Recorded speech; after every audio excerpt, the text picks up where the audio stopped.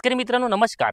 मक्का पिकाची लागवड करणार, परंतु मक्याला खताचं व्यवस्थापन कोणतं करायचं? कारण मक्का असं पीक आहे की जमिनीतून कस ओढून घेणारं हे पीक आहे. तुम्ही बघा, ज्या ठिकाणी मक्का असेल, ज्वारी असेल, तेथे दुसरं पीक हे चांगलं येत नाही. कारण काय की मक्का जमिनीमधला पूर्ण कस हा ओढून घेतं. कारण एकरी 50 ते 60 क्विंटल उत्पादन देतं. त्यानंतर उरलेला मक्का आपल्याला चाऱ्यासाठी सुद्धा जातो. म्हणजेच आपल्या जमिनीमधून कस ओढून घेणारं हे मक्याचं पीक आहे. आता याला खताचं व्यवस्थापन कोणतं करायचं, मी तुम्हाला 3 पर्याय देतो. सगळ्यात पहिला पर्याय, डीएपी जर असेल तर 2 बॅग डीएपी 25 ते 30 किलो पोटॅश तुम्हाला पेरणीसोबत हे द्यायचं आहे. दुसरा पर्याय 10-26 असेल तर 2 बॅग 10-26-26 तुम्ही पेरणीसोबत देऊ शकता बेसल डोसमध्ये. तिसरा पर्याय 20-20-013 भेटलं तर 2 बॅग 20-20-013 सोबत 25 ते 30 किलो म्युरेट ऑफ पोटॅश तुम्हाला द्यायचं आहे. तुमच्या जमिनीमध्ये जर पोटॅशचं प्रमाण कमी असेल तर तुम्ही 50 किलो सुद्धा वाढवू शकता, काहीच हरकत नाही.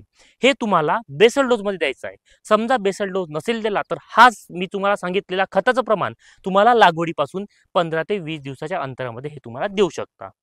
ही माहिती आवडली असेल तर जास्तीत जास्त शेतकऱ्यांपर्यंत शेअर करून पेजला नक्की फॉलो करून घ्या. धन्यवाद.